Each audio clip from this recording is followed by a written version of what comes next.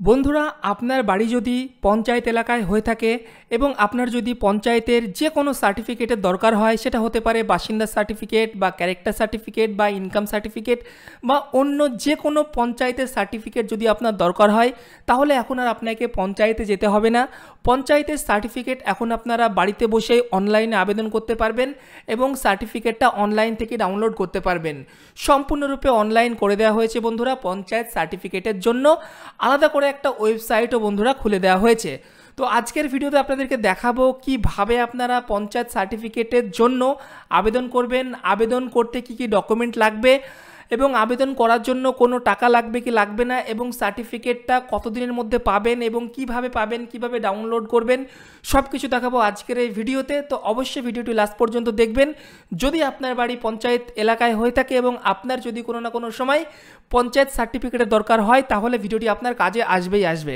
ঠিক আছে, তো চলুন প্রথমেই বলে দিই যে পঞ্চায়েত সার্টিফিকেট অ্যাপ্লাই কোথা থেকে করবেন, কোন ওয়েবসাইট থেকে করবেন। তো পঞ্চায়েত সার্টিফিকেট আবেদন করার জন্য সবার আগে ভিডিও ডেসক্রিপশন বক্সে আমি একটা লিঙ্ক দিয়ে রেখেছি, সেই লিঙ্কে ক্লিক করবেন, তাহলেই আপনার কাছে সরাসরি এই ওয়েবসাইটটা খুলে যাবে। ভিডিও ডেসক্রিপশন বক্সেও লিঙ্ক রয়েছে এবং আপনাদের সুবিধার জন্য আমি এই ভিডিওর প্রথম কমেন্টেও লিঙ্কটা দিয়ে রেখেছি, সেখানে ক্লিক করবেন, তো সরাসরি আপনার কাছে এই ওয়েবসাইটটাই খুলে যাবে। তো এই ওয়েবসাইটে আসার পরে জাস্ট একটু নিচে আসবেন, দেখতেই পাচ্ছেন এখানে পঞ্চায়েত থেকে কী কী সার্টিফিকেট দেওয়া হবে সমস্ত এখানে ডিটেলস বলা রয়েছে।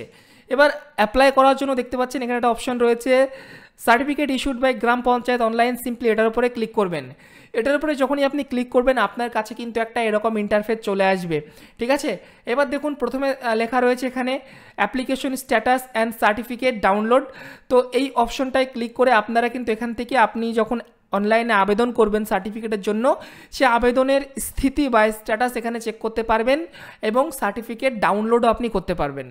নেক্সট হচ্ছে আপনি এখান থেকে আপনার সার্টিফিকেট নাম্বার দিয়েও কিন্তু আপনি সার্চ করতে পারবেন এবং সেটা ডাউনলোড করতে পারবেন। ঠিক আছে, এবার এখান থেকে কিন্তু মেনলি দেখতে পাচ্ছেন 6 রকমের সার্টিফিকেট পাওয়া যাবে অনলাইন থেকে। Residential certificate, character certificate, income certificate, same person certificate, distance certificate আর কাস্ট সার্টিফিকেট। তো এই সমস্ত সার্টিফিকেটগুলি একদিন আমাদেরকে অফলাইনে নিতে হতো, বাট এখন অনলাইন করে দেওয়া হয়েছে। তো চলুন অ্যাপ্লাই কিভাবে করব। অ্যাপ্লাই করার জন্য সিম্পলি আপনি জাস্ট নিচে আসবেন, আসার পর দেখতে পাচ্ছেন এখানটায় একটা আপনারা জিনিস খেয়াল করে দেখবেন, এখানে বলে দিয়েছে certificate will be dispose within approx 7 working days and certificate is valid for 6 month. মানে আপনি যেদিনকে অ্যাপ্লাই করবেন, অ্যাপ্লাই করার 7 দিনের মধ্যে কিন্তু আপনি সার্টিফিকেট পাবেন এবং একবার সার্টিফিকেট ইস্যু করার পর সেই সার্টিফিকেটটার ভ্যালিড থাকবে 6 মাস। ওকে, সো চলুন এবার আমরা দেখে নিই যে কীভাবে আমরা সার্টিফিকেটটা এখান থেকে অ্যাপ্লাই করব। সো অ্যাপ্লাই করার জন্য এই ওয়েবসাইটে আসবেন, আসার পরে জাস্ট নিচে দেখতে পাচ্ছেন এখানে একটা টিক বক্স রয়েছে, এখানে টিক করবেন। টিক করলে এখানে প্রসিড অপশন পেয়ে যাবেন, সিম্পলি আপনারা এখানে প্রসিডের উপরে ক্লিক করে দেবেন। প্রসিডে যখনই ক্লিক করবেন এখানে আপনার সিটিজেন সাইন আপের পেজ আসবে, এখানে আপনাকে আপনার প্রথমে মোবাইল নাম্বার দিয়ে জেনারেট ওটিপিতে ক্লিক করে ওটিপি দিয়ে ভেরিফাই করতে হবে। তো এখানে আমি মোবাইল নাম্বার দিয়ে জেনারেট ওটিপিতে ক্লিক করে দিলাম। এরপর এখানে আমার মোবাইলে একটা ওটিপি পাঠানো হয়েছে বলছে, আমার এখানে অলরেডি চলেও এসেছে ওটিপি। তো এখানে আমি ওটিপিটা দিয়ে দিচ্ছি, 4 সংখ্যার একটা ওটিপি। তারপরে এখানে ভেরিফাই অ্যান্ড প্রসিডের উপরে ক্লিক করে দিচ্ছি। ভেরিফাই অ্যান্ড প্রসিডের উপরে ক্লিক করার সঙ্গে সঙ্গেই আপনার কাছে পঞ্চায়েত সার্টিফিকেট আবেদন করার যে পুরো অ্যাপ্লিকেশন ফর্ম সেটা এখানে খুলে যাবে।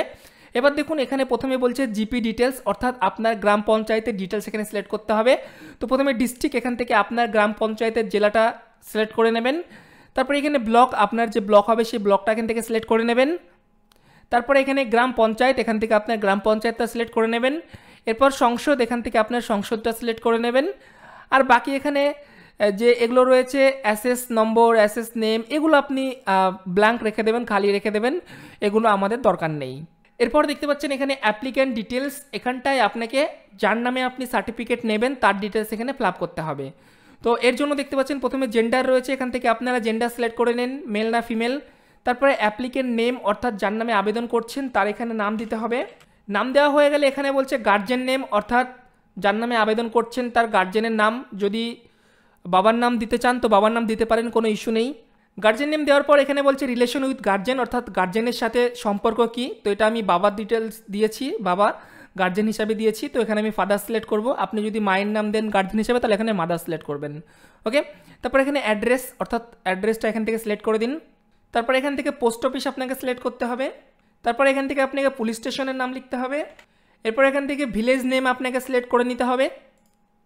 তারপরে এখানে আপনার এরিয়ার পিনকোড দিতে হবে। পিনকোড দেওয়া হয়ে গেলে আপনার ডেট অফ বার্থ এখান থেকে সিলেক্ট করে নিতে হবে।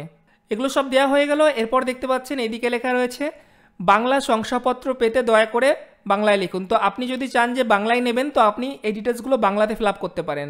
তো আমি বাংলায় নেব না, ইংরেজিতে নেব, তাই আমি বাংলাগুলো ফিল আপ করলাম না। এরপর চলে আসুন সার্টিফিকেট টাইপ, আপনি কোন ধরনের সার্টিফিকেট নিতে চান।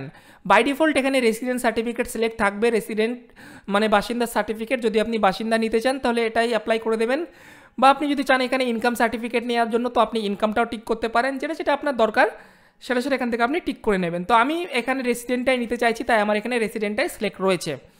এরপর এখানে আপনার মোবাইল নাম্বার বাই ডিফল্ট চলে এসছে, এখানে হোয়াটসঅ্যাপ নাম্বার থাকলে আপনি দিয়ে দেবেন, না থাকলে খালি রাখবেন, কোনো ইস্যু নেই। তারপরে ইমেল, যদি আপনার ইমেল আইডি থাকে তাহলে দেবেন, না থাকলে খালি রাখবেন, কোনো ইস্যু নেই। তো এখানে আমি ইমেল দিয়ে দিলাম। এরপর দেখুন ডকুমেন্ট, এখানে আপনাকে ডকুমেন্ট আপলোড করতে বলছে। তো দেখতেই পাচ্ছেন এখানে আমাদের কাছে ডকুমেন্ট 3টে ডকুমেন্ট চেয়েছে, তার মধ্যে 2টো ডকুমেন্টের এখানে স্টার মার্ক রয়েছে, মানে 2টো ডকুমেন্ট আমরা আপলোড করব, 3 নম্বরটা আপলোড নাও করলেও হবে, কোনো ইস্যু নেই। ওকে, সো কী কী চেয়েছে ডকুমেন্টস দেখুন। তো প্রথমে বলছে এখানে সিলেক্ট ডকুমেন্টে ক্লিক করলাম, দেখুন এখানে অনেক অপশন রয়েছে। এখানে আপনি আধার কার্ড দিতে পারেন, পাসপোর্ট দিতে পারেন, driving licence, voter card, pan card, এখানে অনেক রকমের ডকুমেন্ট রয়েছে বন্ধুরা। আপনার কাছে যেটা রয়েছে আপনি সেটা এখান থেকে সিলেক্ট করতে পারেন। তো ফর এক্সাম্পল প্রথমে আমি এখান থেকে আধার কার্ডটা দেবো, তো আমি আধার কার্ডটা সিলেক্ট করলাম। আধার কার্ড সিলেক্ট করার পর এখানটায় দেখতে পাচ্ছেন ডকুমেন্ট নম্বর, অর্থাৎ আধার কার্ডের নাম্বারটা এখান থেকে দিয়ে দিচ্ছি। তারপরে এখানে বলছে আপলোড ডকুমেন্ট, আপনাকে এখানে আপনার আধার কার্ডটা পিডিএফ করে নেবেন। দেখুন এখানে পিডিএফেই কিন্তু আপনার এখানে আপলোড হবে, এবং সাইজ 2 MB, মানে 2 MBর বেশি হলে কিন্তু হবে না, 2 MBর কম হতে হবে, এবং আধার কার্ডটা পিডিএফে হতে হবে, এবং অবশ্যই আধার কার্ডের সামনের পিছন দিক যেন থাকে। ঠিক আছে, তো এখান থেকে আমি আমার আধার কার্ডটা আপলোড করে দিচ্ছি।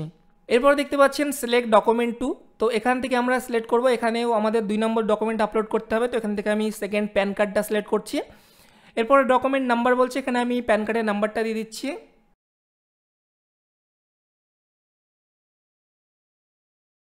তারপরে এখানে বলছে আপলোড ডকুমেন্ট, এখানে আমাদের প্যান কার্ডটা আপলোড করতে হবে, এটাও কিন্তু পিডিএফে হতে হবে এবং 2 MBর কম হতে হবে সাইজ। তো চলুন এটাও আমি আপলোড করে দিই। ওকে, আমি এখানে প্যান কার্ডে আপলোড করে দিলাম। এরপর 3 নম্বর ডকুমেন্ট, এখানে এটা স্টার নেই, তো এটা আমি খালি রেখে দেবো, এটা দরকার নেই। এরপরে বলছে অ্যাপ্লিক্যান্ট ফটো, এখানে আমাদেরকে আপলোড করতে হবে। তো এখানে আমি ফটোটা আপলোড করে দিলাম। ফটো আপলোড করার পর সিম্পলি এখান থেকে আমরা সাবমিট বাটনে ক্লিক করে দেবো। তো যখনই আপনি সাবমিট বাটনে ক্লিক করবেন সঙ্গে সঙ্গে দেখতে পাচ্ছেন এখানটায় কিন্তু আমাদের একটা চলে আসলো অ্যাপ্লিকেশন টাইপ, দেখতে পাচ্ছেন এখানে আমাদের অ্যাপ্লিকেশন টাইপ চলে আসলো। আমার এখানে রেসিডেন্ট সার্টিফিকেট রয়েছে, এটা আমার এখানে নাম রয়েছে আর অ্যাপ্লাই ডেট রয়েছে। আর এখানটায় দেখতে পাচ্ছেন স্ট্যাটাস রয়েছে পেন্ডিং ফর অ্যাপ্রুভাল, এবং এখানে অ্যাকশন রয়েছে, এখানে ডাউনলোড অপশন আসবে। তো যেহেতু এটা আমার আপাতত আজকে অ্যাপ্লাই করলাম, তো ম্যাক্সিমাম 7 দিন পর্যন্ত টাইম লাগবে, তো একটু আমাদেরকে অপেক্ষা করতে হবে 7 দিন পর্যন্ত, তার মধ্যে কিন্তু অ্যাপ্লাই হয়ে যাবে। তো বন্ধুরা ধরুন আপনি অ্যাপ্লাই করলেন, অ্যাপ্লাই করার পর 1-2 দিন পর আপনি চাইছেন যে স্ট্যাটাস চেক করবো, তাহলে কিভাবে চেক করবেন? তো সেজন্য আপনি ভিডিওটি সেভ করে রাখবেন। সো ভিডিওর সেই লিঙ্কে আবারও চলে আসবেন, এই ওয়েবসাইটে লিঙ্কে এখানে ক্লিক করবেন, ক্লিক করলে আপনার কাছে এই ওয়েবসাইট খুলবে। সো এখানে দেখতে পাচ্ছেন application status and download certificate রয়েছে, এখানটায় ক্লিক করবেন। তো এখানে আপনাকে বলবে এন্টার অ্যাপ্লিকেশন আইডি, তো আপনারা যে মোবাইল নাম্বার দেবেন সেই নাম্বারে কিন্তু আপনাকে একটা আইডি পাঠানো হবে, হ্যাঁ অ্যাপ্লিকেশন নাম্বার। তো সেই নাম্বারটা এখানে আপনি সিম্পলি টাইপ করে দিন। দেখুন আমি অ্যাপ্লিকেশন নাম্বারটা দিচ্ছি এখানে, দেখুন অ্যাপ্লিকেশন নাম্বার দিয়ে জাস্ট এখান থেকে আমি সার্চ করে দিচ্ছি। সার্চ করার সঙ্গে সঙ্গে দেখতে পাচ্ছেন এখানটায় কিন্তু আমার নাম চলে আসলো, মোবাইল নাম্বার চলে আসলো, এবং এখানে দেখতে পাচ্ছেন স্ট্যাটাস দেখাচ্ছে পেন্ডিং ফর অ্যাপ্রুভাল। তো এটা পেন্ডিং ফর অ্যাপ্রুভাল রয়েছে, মোটামুটি 7 দিনের মধ্যে কিন্তু আমার সার্টিফিকেট হয়ে যাবে। তো আমি এর আগেও একটা ভিডিও করেছিলাম, সেখানেও কিন্তু আপনাদেরকে দেখিয়েছিলাম, বাট তখন ওয়েবসাইটটা টেস্টিং মোডে ছিল, যার জন্য আমাদের অ্যাপ্লিকেশন তো হয়েছিল বাট সার্টিফিকেট পাওয়া যায়নি। বাট এখন কিন্তু ওয়েবসাইট পুরোপুরি রেডি হয়ে গেছে, এখন আপনারা অ্যাপ্লাই করলেই সার্টিফিকেট পেয়ে যাবেন।